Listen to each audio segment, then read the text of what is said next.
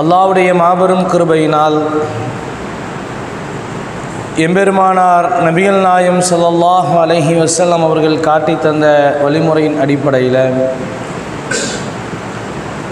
நாம் எல்லாம் இந்த ஜும்மாவுடைய தினத்தில் அல்லாஹ்வுடைய இறை ஆலயத்தில் ஒன்று சேர்ந்திருக்கிறோம்.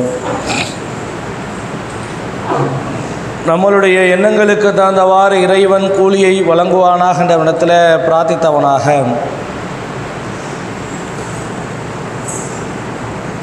நபிகள் நாயகம் ஸல்லல்லாஹு அலைஹி வஸல்லம் அவர்களை குறித்து எத்தனையோ பலவிதமான தகவல்களை நாம் அறிந்து வைத்திருக்கிறோம். இஸ்லாத்தை பின்பற்றுகிற ஒவ்வொரு ஆணும் பெண்ணும் நமக்கு அனுப்பப்பட்ட இறை தூதர் முஹம்மது நபியை குறித்து ஏராளமான செய்திகளை தெரிந்து வைத்திருக்கிறோம். மார்க்கம் அதை நமக்கு வழிகாட்டி இருக்கிறது. முஹம்மது நபியினுடைய ஆன்மீக தலைவராக எப்படி செயல்பட்டார்கள், ஆட்சி தலைவராக இந்த உலகத்தில் எப்படி செயல்பட்டார்கள், மக்களிடத்தில் எப்படி அன்போடு பழகினார்கள், தான தர்மங்களில் விஷயத்தில் எப்படி ஈடுபட்டார்கள், இப்படி ஏராளமான செய்திகளும் போர்க்களத்தில் நடந்து கொண்ட விதங்களும், இப்படி முஹம்மது நபியை குறித்து பல செய்திகள் மார்க்கத்தில் நமக்கு வழிகாட்டப்பட்டிருக்கிறது. பொதுவாகவே இஸ்லாத்தை பின்பற்றுகிற நாம் மார்க்கம் நமக்கு வழிகாட்டுகிற முதன்மையான செய்திகளில் ஒன்று என்னன்னா, இஸ்லாத்தை ஏற்றிருக்கிற நாம் முஹம்மது நபியை நேசிக்கக்கூடிய நபர்களாக நாம் இருக்க வேண்டும். அதை மார்க்கம் நமக்கு வழிகாட்டுகிறது. அல்லாஹ்வுடைய தூதர் சொல்கிறாங்க, லா யூமினு அஹதுக்கும் ஹத்தா அகூன அஹப்ப இலைஹி மின் வாலிதிகி வ வலதிகி வன்னாஸி அஜ்மஈன். உங்களுடைய குடும்பத்தை விட, உங்களுடைய செல்வத்தை விட, இந்த உலகத்தில் எல்லாத்தையும் தாண்டி முஹம்மது நபியை நேசிக்காத வரைக்கும் உண்மையான ஈமான்தாரியாக நாம் மாற முடியாது என்று மார்க்கம் வழிகாட்டுகிறது. அப்போ முஹம்மது நபியை நாம் நேசிக்க வேண்டும் என்று மார்க்கம் வலியுறுத்துகிறது. இந்த உலகத்தில் எல்லா பொருளையும் தாண்டி, குடும்பத்தை, பிள்ளைகளை, சொத்துக்களை, இது எல்லாத்தையும் தாண்டி நபிகளாரை நேசிப்பதுதான், தன்னுடைய வாழ்க்கையில் எல்லா விஷயத்தையும் தாண்டி முன்னிறுத்துவதுதான் ஒரு இஸ்லாத்தை பின்பற்றுகிற ஒரு நபருடைய அடையாளமாக இருக்க வேண்டும். அல்லாஹ் குர்ஆனில் சொல்லுகிற போது கூட, அந்நபியு அவுலா பில் முஃமினீன மின் அன்ஃபுஸிஹிம், உங்களுடைய உயிரை தாண்டி எல்லா காரியங்களிலும் முஹம்மதைத்தான் ஒரு மனிதர் முற்படுத்த வேண்டும் என்று மார்க்கம் வழிகாட்டுகிறது. அல்லாஹ் குர்ஆனில் கூட அதுதான் சொல்கிறான். அப்போ இந்த வசனம் இறங்கின உடனேயே உமர் ரலியல்லாஹு அன்ஹு அவர்கள் அல்லாஹ்வுடைய தூதர்கிட்ட வராங்க. அல்லாஹ்வுடைய தூதரே, இந்த உலகத்தில் நான் என்னை முதலில் நேசிக்கிறேன். யார் சொல்கிறா? உமர் ரலியல்லாஹு அன்ஹு அவர்கள் சொல்கிறாங்க, இந்த உலகத்தில் நான் ஒருவரை நேசிப்பதாக இருந்தால் முதல்ல என்ன நான் நேசிக்கிறேன், அதற்கு பிறகு ஒருவரை நான் நேசிப்பதாக இருந்தால் எல்லாரை விட உங்களைத்தான் நான் முன்னிறுத்துவேன் அப்படின்னு யார் சொல்கிறார்? உமர் ரலியல்லாஹு அன்ஹு அவர்கள் அல்லாஹுடைய தூதர்கிட்ட சொல்கிறாங்க. அப்போ அல்லாஹுடைய தூதர் உமர்கிட்ட சொல்கிறாங்க, லாயா உமர், உமரே, அதுக்கு இது அல்ல அர்த்தம். மின் அன்ஃபுஸிஹிம், உங்களுடைய உயிரை விட முஹம்மதைத்தான் நீங்கள் எல்லா காரியங்களிலும் உட்படுத்த வேண்டும் என்று அல்லாஹ் குர்ஆனில் சொல்கிறான். அப்போ யார் ஃபஸ்ட்டு வைக்கணும்? நம்மளையும் தாண்டி நான் என்ன நேசிக்கிறேன், எனக்கு தான் நான் முதல்ல முக்கியத்துவம் கொடுக்குறேன் அப்படிங்கிறதையும் தாண்டி நம்மளை விட முஹம்மது நபியைத்தான் எல்லா விஷயத்திலும் ஒரு மனிதர் முற்படுத்த வேண்டும் என்று இந்த வசனம் சொல்லுகிறது என்று உமருக்கு அல்லாஹுடைய தூதர் விளக்கம் கொடுக்கிற பொழுது அடுத்த நிமிஷமே உமர் ரலியல்லாஹு அன்ஹு அவர்கள் மாறிவிடுகிறார்கள். அல்லாஹுடைய தூதரே, என்னுடைய உயிர் போனாலும் பரவாயில்ல, உங்களைத்தான் நான் அதிகமாக முற்படுத்துவேன், உங்களைத்தான் அதிகமாக நேசிப்பேன், உங்களுடைய கூற்றைத்தான் நான் முன்னிறுத்துவேன் என்று சொல்லி அடுத்த நிமிடமே மாறிவிடுகிறார். இந்த வசனம், இந்த ஹதீஸ் எல்லாம் நமக்கு உணர்த்தக்கூடிய பாடம் என்னவென்று சொன்னால், இந்த உலகத்தில் அதிகம் ஒருவரை பின்பற்றுவதற்கும் அதிகம் ஒருவரை நேசிப்பதற்கும் ஒரு முடிவெடுப்பதாக இருந்தாலும் சரி, எல்லாத்தையும் யாரை வச்சு நாம் கம்பேர் பண்ணணும்னா முஹம்மது நபியை வைத்து தான் நாம் பார்க்க இருக்க வேண்டும். அதனால தான் குர்ஆனுடைய விஷயத்திலும் சரி, மார்க்க விஷயத்திலும் சரி, குர்ஆனை அல்லாஹ் முஹம்மது நபியின் மூலமாக இந்த மக்களுக்கு இறக்கினான். ஹதீஸை பொறுத்த வரைக்குமே அல்லாஹ்வுடைய தூதருடைய சொல், செயல், அங்கீகாரம் இவை எல்லாம் நமக்கு மார்க்கம். அவங்க எதை சொன்னாங்களோ, எதை செய்து காமித்தார்களோ, எதற்கு அனுமதி கொடுத்தார்களோ, இது எல்லாமே என்ன, நமக்கு மார்க்கமாகவே இஸ்லாம் காண்பித்து கொடுத்திருக்கிறது. அப்போ அல்லாஹ்வுடைய தூதர் எதை நமக்கு கட்டளையிட்டாங்களோ, எதை போதித்தார்களோ, எதை அல்லாஹ்வுடைய தூதர் செய்து காமித்தார்களோ, தன்னுடைய வாழ்க்கையில் எதை நடைமுறைப்படுத்தினார்களோ, இந்த விஷயத்தை நாமளும் நம்மளுடைய வாழ்க்கையில் பின்பற்ற கடமைப்பட்டிருக்கிறோம். அல்லாஹ்வுடைய தூதரை அதிகமாக நேசிப்பது என்பது, உயிரோடு இல்லாத ஒரு இறை தூதரை நாம் எப்படி நேசிக்க முடியும்? அல்லாஹ்வுடைய தூதருடைய காலகட்டத்தில் நபிகளார் உயிரோடு இருந்தார்கள். நேசம் என்பது பல வகையில் இருந்துச்சு சஹாபாக்கள்கிட்ட. இன்றைக்கி நம்மள்ட்ட எப்படி இருக்கணும் நேசம்? அவங்க எதை விட்டு விட்டு போனார்களோ, எந்த கொள்கைக்காக வேண்டி இந்த உலகத்தில் பாடுபட்டார்களோ, எதை மக்களிடத்தில் நடைமுறைப்படுத்த வேண்டும் என்று வலியுறுத்தி காட்டினார்களோ, அந்த காரியத்தை, இஸ்லாத்தை பின்பற்றுகிற ஒவ்வொரு ஆணும் பெண்ணும் தன்னுடைய வாழ்க்கையில் நடைமுறைப்படுத்தக்கூடிய மக்களாக நாம் இருக்கணும். இன்றைக்கி அதில் இன்றைக்கி நடைமுறையில் இருக்கிற பிரச்சனைகளை நீங்கள் பார்த்தீங்கன்னு சொன்னால், நாம் பல மக்களுக்கு முன்னுதாரணமாக திகழக்கூடிய சமுதாயம். இஸ்லாத்தில் இருக்கிற நாம் இஸ்லாத்தை பிற மக்களுக்கு எடுத்து சொல்வதில் முன்னுதாரணமாக திகழக்கூடிய நாம், இன்றைக்கி கரண்டில் இருக்கிற பிரச்சனை என்ன? எலெக்ஷன் தான். 23ஆம் தேதி எலெக்ஷனை அறிவிச்சிருக்கிறாங்க. நாம் நம்மளுடைய பகுதியில் எந்த கேண்டிடேட் நிப்பாட்டப்பட்டிருக்கிறாங்களோ, யார் ஆட்சியில் வந்தால் மக்களுக்கு நல்லது நடக்கும், நல்லது செய்வார்கள் என்கிற ஒரு சூழ்நிலையை கருதி மக்களிடத்தில் இவங்களுக்கு ஓட்டு போடுங்க, இவருக்கு ஓட்டு போடாதீங்க, இவரால் சில விதமான பாதிப்புகள் இருக்கிறது என்று சொல்லி மக்களிடத்தில் நாமே சில நபர்களுக்கு அறிவுறுத்தல்கள் வலியுறுத்தி கொண்டு இருக்கிறோம். அதை தாண்டி நாம் முக்கியமாக செய்ய வேண்டிய விஷயம் என்னவென்றால், இஸ்லாத்தில் நபிகளாருடைய ஆட்சி என்பது எப்படி மக்களிடத்தில் இருந்தது? அவர் ஒரு ஆன்மீக தலைவராக இருந்தார். இஸ்லாம் என்பது ஆன்மீகத்தை போதிக்கக்கூடிய மார்க்கம். இறைவன் ஒருவன் தான், லா இலாஹ இல்லல்லாஹ் முஹம்மது ரசூலுல்லாஹ், அல்லாஹ்வை தவிர வேறு இறைவன் இல்லை, அல்லாஹ்வால் அனுப்பப்பட்ட இறை தூதர் முஹம்மது தான் என்று மக்களிடத்தில் சாட்சி சொல்லி, இந்த ஆன்மீகத்தை போதிப்பதற்காகத்தான் அல்லாஹ் நபியை அனுப்பினான். அந்த ஆன்மீகம் மட்டும் இல்லாமல் ஆட்சி அதிகாரத்தையும் அல்லாஹுடைய தூதருக்கு அல்லாஹ் கொடுத்தார். அந்த மக்களை வழிநடத்தக்கூடிய ஒரு ஆட்சியாளராக, ஒரு தலைவராக முஹம்மது நபியை இந்த சமுதாய மக்களுக்கு மத்தியில் இறைவன் அடையாளப்படுத்தி காட்டினார். அப்போ ஆட்சியாளர் எப்படி இருக்க வேண்டும் என்பதற்கு மிக ரோல் மாடல், முன் உதாரணம், ஒரு அடையாளம் யாருன்னு சொன்னால் அல்லாஹுடைய தூதர் தான். அதை நாம் மக்கள்கிட்ட கொண்டு போய் சேர்க்க வேண்டும். இதுபோல் ஒரு ஆட்சியாளராக நீங்கள் உருவெடுங்கள், இதுபோல ஒரு ஆட்சியாளரை தேர்வு செய்யுங்கள், நீதமாக மக்களுக்கு நல்லது செய்யக்கூடிய, மக்களோடு மக்களாக பழகக்கூடிய ஒருவர் தான் தலைவராக வரணும், அதிகாரத்தில் வரணும். அவரால் மட்டும்தான் மக்களுடைய கஷ்டங்களையும் மக்களுக்கு என்ன தேவை என்பதையும் நிறைவுபடுத்த முடியும் என்று சொல்லி மக்களிடத்தில் வெளிப்படுத்தக்கூடிய இடத்துல இன்றைக்கி நாம் இருக்கிறோம். அதனால தான் நம்ம ஜமாத்தின் சார்பாகவே முஹம்மது நபியை குறித்து 10 மாத செயல் திட்டத்தை கையில் எடுத்திருக்கிறோம்.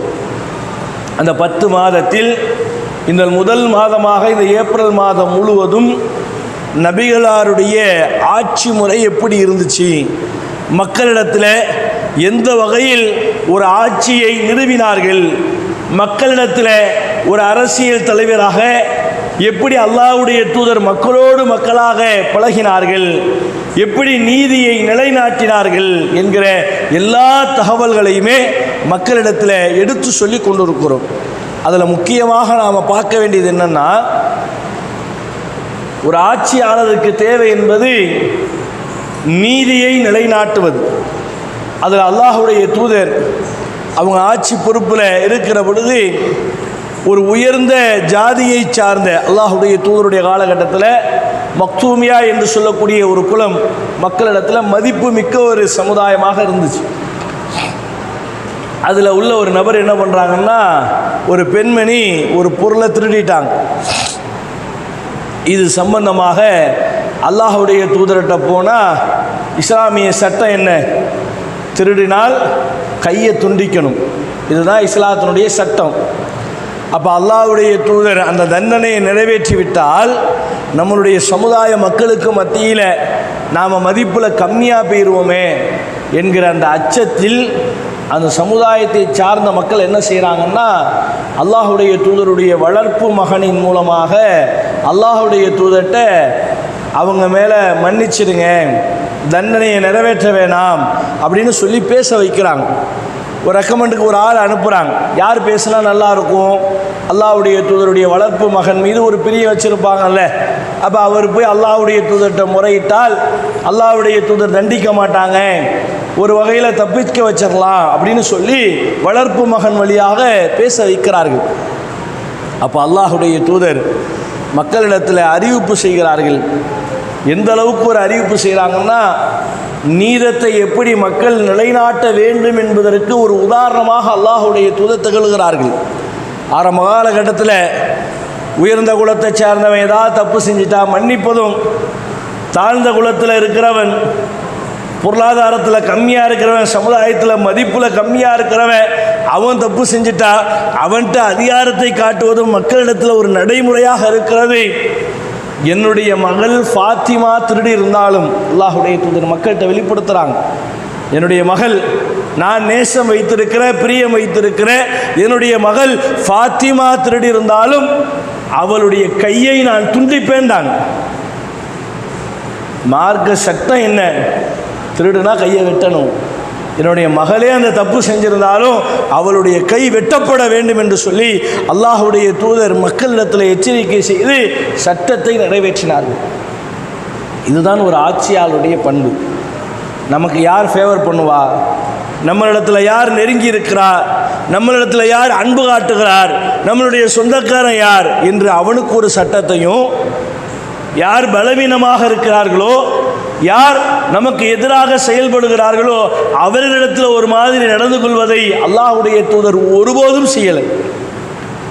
சட்டம் என்பது எல்லாருக்கும் ஒன்று தான். அது கீழே இருக்கிறவனாக இருந்தாலும் மேலே இருக்கிறவனாக இருந்தாலும் சரி, பணக்காரனாக இருந்தாலும் சரி, ஏழ்மையானவனாக இருந்தாலும் சரி, உயர்ந்த குலத்தை இருந்தவனாக இருந்தாலும் தாழ்ந்த குலத்தை சார்ந்தவனாக இருந்தாலும் சரி, என்னுடைய உறவினராக இருந்தாலும் சரி, யாராக இருந்தாலும் மார்க்கம் என்ன போதிக்கிறதோ அந்த சட்டத்தை நிறைவேற்றுவேன் என்று சொல்லி அல்லாஹ்வுடைய தூதர் மக்களிடத்தில் தெளிவுபடுத்தி காட்டினார்கள். இப்படிப்பட்ட ஒரு ஆட்சியைத்தான் அல்லாஹ்வுடைய தூதர் மரணிக்கிற வரைக்கும் நடைமுறைப்படுத்தினார்கள். ஒரு ஆட்சியாளர் எப்படி இருக்க வேண்டும் என்பதற்கு அல்லாஹ்வுடைய தூதரிடத்தில் இன்னொரு உதாரணம் என்னன்னா, மக்கள் தூங்கி கொண்டிருக்கிறார்கள், ஏதோ ஒரு தூரத்தில் ஒரு விதமான சத்தம் கேட்குது. மக்கள்லாம் பயந்து போய் வெளியில் வந்து எட்டி பார்க்குறாங்க, என்ன சத்தம், என்ன ஒரே சவுண்டு இருக்குது அப்படின்னு பார்க்குற பொழுது, மக்கள் வெளியில் வருகிற பொழுது அல்லாஹ்வுடைய தூதர் குதிரையில் வேகமாக வராங்க. எந்த இடத்துல சத்தம் கேட்டுச்சோ அந்த இடத்திலிருந்து அல்லாஹ்வுடைய தூதர் வேகமாக அவர்களுடைய இருப்பிடத்தை நோக்கி வராங்க. வந்துட்டு அல்லாஹ்வுடைய தூதர் மக்கள்கிட்ட சொல்கிறாங்க, பயப்படாதீங்க, ஒன்றும் பிரச்சனை இல்லைங்கிறாங்க. ஒரு தலைவருக்கு உதாரணத்தை பாருங்கள், எந்த இடத்தில் சத்தம் கேட்டது என்று மக்கள் வெளியில் வந்து தேடிக்கொண்டிருக்கிற அந்த நேரத்தில் சத்தம் கேட்ட இடத்துல போய் என்ன பிரச்சனைன்னு பார்த்துட்டு அதனால் நம்மளுடைய சமுதாய மக்களுக்கு பாதிப்பு இருக்குமா, அதனால் பிரச்சனை இருக்குமா என்கிற ஒரு விஷயத்தை களம் காண்டு அல்லாஹ்வுடைய தூதர் குதிரையை எடுத்துகிட்டு போய் பார்த்துட்டு மக்களை நோக்கி வந்து சொல்லுகிறார்கள், பயப்பட தேவையில்லை, பிரச்சனை இல்லைங்கிறாங்க. களத்தில் இறங்கி நின்றார்கள். இன்னைக்கு களம் எப்படி இருக்குது மக்கள்கிட்ட, இன்னைக்கு ஒரு ஆட்சியாளருடைய நிலைமை எப்படி இருக்குது பாருங்க. இன்னைக்கு நம்மளுடைய இந்த அரசியல் சட்டத்தில் 5 வருஷத்தில் ஒரு எம்எல்ஏயாக தேர்வு செய்யப்படுகிறார் என்றால் இந்த எலெக்ஷன் டேட்டு 22ஆம் தேதி வரைக்கும் பார்க்கலாம். வீடு வீடாக மக்களை சந்தித்து டீ கடையில் உட்கார்ந்து மக்களுக்கு என்ன தேவையோ எதை நிறைவேற்ற வேண்டும் என்று சொல்லி நோட்டீஸை கொடுத்து சால்வையை போத்து கையெடுத்து கும்பிட்டு எப்படியாவது ஓட்டு போட்டு என்னை ஜெயிக்க வச்சு விடுங்கள் என்கிற ஒரு நிலைமை தான் பெரும்பாலான அரசியல் மக்களிடத்தில் ஓடுகிறது. எல்லா மக்களிடத்திலும் இதுதான் நிலைமை. இந்த ஒரு மாதம் பார்க்கலாம், ரோட்டில் பார்க்கலாம், பல நபர்களுடைய வீடுகளில் பார்க்கலாம், கடைத்தெருகளில் பார்க்கலாம், நடந்து செல்வார்கள், வாகனத்தில் செல்வார்கள், மக்களிடத்தில் விழுந்து விழுந்து ஓட்டிற்காக வேண்டி நெருங்குவார்கள். அடுத்த 5 வருஷம் கழித்து தான் மறுபடியும் பார்க்க முடியும் ஜெயித்ததற்கு பிறகு. அது வரைக்கும் நாம் அவரை தேடி பார்க்க வேண்டிய சூழ்நிலை தான். ஆனால் அல்லாஹ்வுடைய தூதர் எவ்வளவுதான் இறைவன் ஆட்சி அதிகாரத்தை கொடுத்திருந்தாலும், ஒரு மிகப்பெரிய ஒரு மதிப்பு மரியாதையை இறைவன் அல்லாஹ்வுடைய தூதருக்கு கொடுத்திருந்தாலும், சகஜமாக மனிதர்கள் அல்லாஹ்வுடைய தூதரை பார்க்குற மாதிரி தான் இருந்தாங்க. தனக்குன்னு ஒரு மிகப்பெரிய ஒரு மாளிகையை, ஒரு பெரிய பிரம்மாண்டத்தை அல்லாஹ்வுடைய தூதர் ஏற்படுத்தலை. மக்களோடு மக்களாகவே இருந்தார்கள். 5 வேளை பள்ளி, 5 வேளை தொழுகை, பள்ளிவாசலில் வருவார்கள். சகஜமாக மக்களோடு நின்று பயன்படுவார்கள். எந்த நேரம் எப்போ வேண்டாலும் அல்லாஹ்வுடைய தூதரை பார்க்கலாம், பழகலாம், கேள்விகளை முன்வைக்கலாம், தங்களுக்கு என்ன வேண்டுமோ அதை முறையிடலாம். எல்லா விஷயத்திலையுமே அல்லாஹ்வுடைய தூதர் மக்களிடத்தில் முன்னுரிமை கொடுத்தார்கள். கடுமையை காட்டி அல்லாஹ்வுடைய தூதரிடத்தில் அவங்களுடைய ஆட்சி காலத்தில் ஜக்காத்தினுடைய நிதியை அல்லாஹ்வுடைய தூதர் அதிகமாக தேர்வு செய்து வைத்திருந்தார்கள். பள்ளிவாசலில் பேரிச்சம்பழங்கள் கொட்டி கிடக்கும், ஆடு மாடு ஒட்டகங்கள் இதெல்லாம் ஜக்காத்தினுடைய நிதியாக சேகரித்து வைத்திருந்தார்கள். அப்படி சேகரித்து வைத்திருக்கிற பொழுது வெளியூர்லேருந்து வருகிற இஸ்லாம் அல்லாத மக்கள் அல்லாஹ்வுடைய தூதரிடத்தில் மிரட்டியெல்லாம் தர்மத்தை வாங்கிட்டு போயிருக்காங்க. பயந்து போய் அல்லாஹ்வுடைய தூதர் கொடுக்கல. தேவை உள்ளவன் கேட்கிறான், அவனுக்கு என்ன தேவையோ அதை முன் வச்சு கேட்குறான். அதனால் அவனுக்கு தேவை இருக்கிற காரணத்தினால் அல்லாஹ்வுடைய தூதர் தான தர்மங்களையும் ஜக்காத்தையும் கொடுத்தாங்க. ஒரு கிராமத்திலேருந்து ஒருவர் வருகிறார், வந்து அல்லாஹ்வுடைய தூதரிடத்தில் இவ்வளோ ஒட்டகங்களை வச்சுருக்கீங்களே, ஆடு மாடுகளை வச்சுருக்கீங்களே, அதுலேருந்து எனக்கு உதவி செய்யுங்கன்னு கேட்குறார். அல்லாஹ்வுடைய தூதர் அவருக்கு ஆடை எடுத்து கொடுக்குறாங்க. வாங்கிட்டு போனாலே அவருடைய கிராமத்தில் போய் முஹம்மது நபியை பற்றி மக்களிடத்தில் சொல்லுகிறார். அவர் மிகப்பெரிய சிறந்த ஒரு மனிதராக இருக்கிறார், நீங்கள் இஸ்லாத்தை ஏற்றுக்கொள்ளுங்கள், கேட்பவருக்கு அள்ளி கொடுப்பவராக இருக்கிறார்னார். யோசிச்சு பாருங்க, ஒரு தலைவர் மார்க்கத்தை வழிநடத்துகிற ஒரு மிகப்பெரிய 2 அதிகாரத்தை அல்லாஹ் கொடுத்திருந்தான், ஆன்மீகம், ஆட்சி. இது 2ம் கொடுத்தும் ஒரு கிராமத்திலிருந்து வந்தவர் முஹம்மது நபியை பார்த்து எனக்கு நீங்கள் தர்மம் செஞ்ச ஆகணும்னு சொல்லி கழுத்தெல்லாம் நெரிச்சு அல்லாஹ்வுடைய தூதர்கிட்ட கேட்குறாரு. இந்த அளவுக்கு அல்லாஹ்வுடைய தூதர் மக்களிடத்தில் இருந்ததுனால தான் கேட்க முடிஞ்சிச்சு. ஒரு 10 பேரை 20 பேரை முன்னாடி வச்சு இவரை தாண்டித்தான் வரணும், இவரை தாண்டித்தான் நீங்கள் கேட்க முடியும் என்கிற எந்த ஒரு கோட்பாட்டையும் அல்லாஹ்வுடைய தூதர் ஏற்படுத்தலை. தனக்காக வேண்டி யாருக்காக வேண்டியும் சரி எந்திரிச்சு நிற்க வேணாம் அப்படின்னு அல்லாஹ்வுடைய தூதர் தடுக்கிறாங்க. ஆஹா, முகமது நபி வராரு, எந்திரிச்சு நிற்கணுமே, பெரிய ஆட்சி அதிகாரத்தில் இருக்கிற வராரு, எந்திரிச்சு நிற்கணுமே, இப்படிங்கிற எந்த ஒரு வழிமுறையும் அல்லாஹ்வுடைய தூதர் கொடுக்கல. ஒரு மனுஷன் நான் உள்ளே வரட்டும், அவருக்காண்டி எந்திரிச்சு நிற்காதீங்க, அப்படி எந்திரிச்சு நின்றா நரகத்தினுடைய நெருப்பை நீங்கள் தேர்வு செய்கிறீர்கள் என்கிற அளவிற்கு அல்லாஹ்வுடைய தூதர் வன்மையாக கண்டிக்கிறார். மதிப்பு மரியாதைக்காக வேண்டி ஒருவருக்கு நீங்கள் எந்திரிச்சு நிற்க வேணாம் அப்படின்னு தடுக்கிறாங்க அல்லாஹ்வுடைய தூதர். இப்படிப்பட்ட ஒரு மக்களிடத்தில் சகஜமாக பழகக்கூடிய நபராக இருந்ததுனால தான் ஒரு பிரச்சனை மக்களுக்கு வந்துவிடுமோ என்கிற அச்சத்தில் அல்லாஹ்வுடைய தூதர் அந்த சத்தத்தை கேட்டு முதல் ஆளாக சென்று குதிரையில் போய் பார்த்துட்டு வந்த மக்கள்கிட்ட சொல்கிறாங்க, பயப்படாதீங்க, எந்த பிரச்சனையும் இல்லை, நிம்மதியாக தூங்குங்கிறாங்க. யோசிச்சு பாருங்க, பள்ளிவாசலில் எந்த நேரமும் அல்லாஹ்வுடைய தூதரை பார்க்கலாம், என்ன வேண்டாலும் கேட்கலாம். மக்களுக்கு எல்லாத்தையும் அள்ளி அள்ளி கொடுக்கக்கூடிய நபராக இருந்தார்கள். மக்களிடத்தில் தங்களுடைய கஜானாவை அல்லாஹ்வுடைய தூதர் சேர்த்து வைக்க வேண்டும் இல்லாமல் மக்களுக்கு எளியவர்களுக்கு பயன்பட வேண்டும் என்கிற எல்லா விஷயத்திலையுமே அல்லாஹ்வுடைய தூதர் முன்னின்றார்கள். இதையெல்லாம் தாண்டி அல்லாஹ்வுடைய தூதர் தன்னுடைய சுய வாழ்க்கையில் எந்த செல்வத்தையும் சேர்த்து வைக்கல. எந்த செல்வத்தையும் தனக்காக வேண்டும், தன்னுடைய குடும்பத்திற்காக வேண்டும் என்று சொல்லி ஆட்சி அதிகாரத்தில் இருக்கிற பொழுது அல்லாஹ்வுடைய தூதர் எதையும் சேர்த்து வைக்கல. அல்லாஹ்வுடைய தூதருடைய மரணத்திற்கு பிறகு அவங்களுடைய மனைவி ஆயிஷா ரலியல்லாஹு அன்ஹா அவர்கள் அறிவிக்கிறார்கள், ஒரு நல்லா மெதுன்னு உள்ள மாவு சலிச்சு கல்லெல்லாம் இல்லாமல் சாஃப்டாக, இன்றைக்கி நாம் சாப்பிட்றோம்ல சப்பாத்தி பராட்டா, எந்த ஒரு கல் இல்லாமல் எப்படி இலகுவாக வருது, இந்த மாதிரி ஒரு உணவை ரெடி பண்ணி ஆயிஷா ரலியல்லாஹு அன்ஹா இடத்துல வருது. அவங்க சாப்பிடும்போது சொல்கிறாங்க, இதுபோல் ஒரு உணவை அல்லாஹ்வுடைய தூதர் தன்னுடைய வாழ்க்கையில் சாப்பிட்டதே கிடையாதுங்கிறாங்க. யோசிச்சு பாருங்க, அவ்வளவு செல்வத்தை தன்னுடைய ஆட்சி அதிகாரத்தில் சேமித்து வைத்து மக்களுக்கு கொடுத்தார்கள்.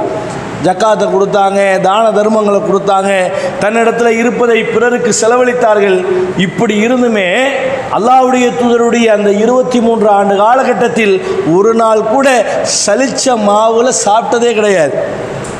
இந்த அளவுக்கு சாஃப்டான மெதுவை தின்னதே கிடையாது. சில நேரங்களில் எங்களுடைய வீடுகளில் அடுப்பே எரியாது, பேரிச்சம்பழத்தையும் தண்ணியையும் தவிர வேறு எந்த உணவும் இருக்காது. ஒரு ஆட்சியாளருக்கு இருக்கிற சூழ்நிலை யோசிச்சு பாருங்க. பஞ்சத்தில் இருந்தாங்களா, தன்னுடைய வாழ்க்கையை மறுமைக்காக வேண்டி அமைத்து கொண்டார்கள். இந்த உலகத்தில் தேவையில்லை, மக்களுக்கு பிறருக்கு என்கிற அதை தாண்டி போய்விட்டார்கள். இதுதான் ஒரு ஆட்சியாளருடைய பண்பாக இருக்க வேண்டும். தான் சம்பாதிக்கணும், தான் செல்வத்தை சேர்க்க வேண்டும், என்னுடைய குடும்பத்தை பார்க்க வேண்டும் என்பதை தாண்டி பொதுநலமான ஒரு வாழ்க்கைக்கு வந்துவிட்டால், பிற மக்களுக்காக வேண்டி தன்னை அர்ப்பணித்து விட்டால் அவர்களுடைய தேவை என்ன என்பதை கவனித்து செயல்பட வேண்டும். அவங்களுக்கு என்ன தேவை இருக்குது, அவங்களுக்கு எதை நிறைவேற்றணும், எதை கொடுக்கணும், எதை வழிகாட்ட வேண்டும், அவங்களுடைய தேவையை எதை நாம் முற்படுத்த வேண்டும் என்கிற எல்லா விஷயத்திலையுமே ஒரு ஆட்சியாளர் கண்ணும் கருத்துமாக செயல்பட வேண்டும். அதற்கு மிக சிறந்த உதாரணம் நபிகள் நாயகம். இன்றைக்கி நாம் நேசிக்கிற, நாம் பிரியப்படுகிற, நாம் பின்பற்றுகிற ஒரு தூதர் இறைவன் நமக்கு அடையாளப்படுத்தி காட்டுகிறான். இதை நாம் மக்கள்கிட்ட எடுத்து சொல்ல வேண்டிய இடத்துல இருக்கிறோம். நபிகளாருடைய ஆட்சியை படிங்க, வரலாறை படிங்க, அவங்களுடைய வாழ்க்கையை படித்து பாருங்கள். அவங்களுடைய வாழ்க்கை முழுக்க அவர்கள் எந்த அளவிற்கு கஷ்டப்பட்டார்கள், ஆனால் பொது வாழ்க்கையில் எப்படி நடந்து கொண்டார்கள். ஒரு நீதத்திற்கும், மக்களோடு பழகுவதற்கும், மக்களுக்கு உதவி செய்வதற்கும், மக்களுடைய தேவையை நிறைவேற்றுவதற்கும் எல்லா விஷயத்திலும் முதல் ஆளாக களத்தில் இறங்கினது அல்லாஹ்வுடைய தூதர். இந்த தகவலை மக்கள்கிட்ட எடுத்து சொல்லக்கூடிய இடத்துல நாம் இருக்கிறோம். அதனால தான் இஸ்லாத்தை எப்படி அல்லாஹ் நமக்கு வழிகாட்டுறான்னா, எல்லா சமுதாயத்திலையும் நீங்கள் எடுத்து பாருங்களேன், எல்லா சமுதாயத்திற்கும் தூதர்கள் தான் இஸ்லாத்தை போதித்தார்கள். ஆனால் முஹம்மது நபியினுடைய சமுதாயம் மட்டும்தான் அவருடைய மரணத்திற்கு பிறகு அவர் விட்டு போன அந்த நன்மை ஏவி தீமையை தடுக்கிறது அல்லாஹ் நம்ம கையில் கொடுத்துருக்கிறார். அல்லாஹ் குர்ஆனில் சொல்லும்போது கூட நீங்கள் சிறந்த சமுதாயமாக இருக்கிறீங்க. எந்த சமுதாயத்தை அல்லாஹ் இப்படி அடையாளப்படுத்தலை. முஹம்மது நபியுடைய சமுதாயத்தில் இருக்கிற உங்களை, என்ன, இந்த உலகத்தில் மறுமை நாள் வருகிற வரைக்கும் இருக்கிற எல்லா நபர்களை பார்த்து அல்லாஹ் சொல்கிறான், நீங்கள் சிறந்த சமுதாயம். ஏன் தெரியுமா? நன்மையை ஏவுறீங்க, தீமையை தடுக்கிறீங்க, மக்கள்கிட்ட நல்லதை சொல்கிறீங்க, கெட்டதை தடுக்கிறீங்க. அவள் யோசிச்சு பாருங்க. இன்றைக்கி முகமது நபியை பின்பற்றுகிற இறை தூதராக ஏற்றிருக்கிற நாம் முகமது நபியை பற்றி நாம் தான் பிற மக்களுக்கு எடுத்து சொல்ல கடமைப்பட்டிருக்கிறோம். அவருடைய கொள்கையை, அவர் இந்த மார்க்கத்திற்காக வேண்டி எப்படி பாடுபட்டார், எப்படி ஒரு அரசியலை நமக்கு கற்றுக் கொடுத்தார், எப்படி ஒரு அதிகாரத்தில் இருக்கிற ஒரு தலைவர் மக்களிடத்தில் எப்படி நடக்க வேண்டும் என்கிற எல்லா விஷயத்தையுமே எடுத்து சொல்லக்கூடிய அந்த இடத்தில் இறைவன் நம்மளை வைத்திருக்கிறார். அதை தான் நம்மளுடைய ஜமாத் இந்த 10 மாத செயல் திட்டத்தை கையில் எடுத்திருக்கிறது. அதில் மிக முக்கிய ஒன்றாக இருப்பது இந்த ஆட்சி, இந்த அரசியல். இதை குறித்தும் மக்களிடத்தில் தெளிவுபடுத்த வேண்டும். நாம் காலம் முழுக்க நாம் மரணிக்கிற வரைக்கும் நம்மளுடைய வாழ்க்கையில் முஹம்மது நபியை ரோல் மாடலாக வைத்து நாம் பின்பற்ற வேண்டும். நம்மளுடைய வாழ்க்கையும் அதுபோல் அமைத்து கொள்ள வேண்டும். பிற மக்களிடத்திலையுமே இந்த கொள்கையை எடுத்து சொல்லக்கூடிய மக்களாக இருக்க வேண்டும் என்று சொல்லி இந்த ஜும்மாவினுடைய முதலாவது உரையை நிறைவு செய்கின்றேன்.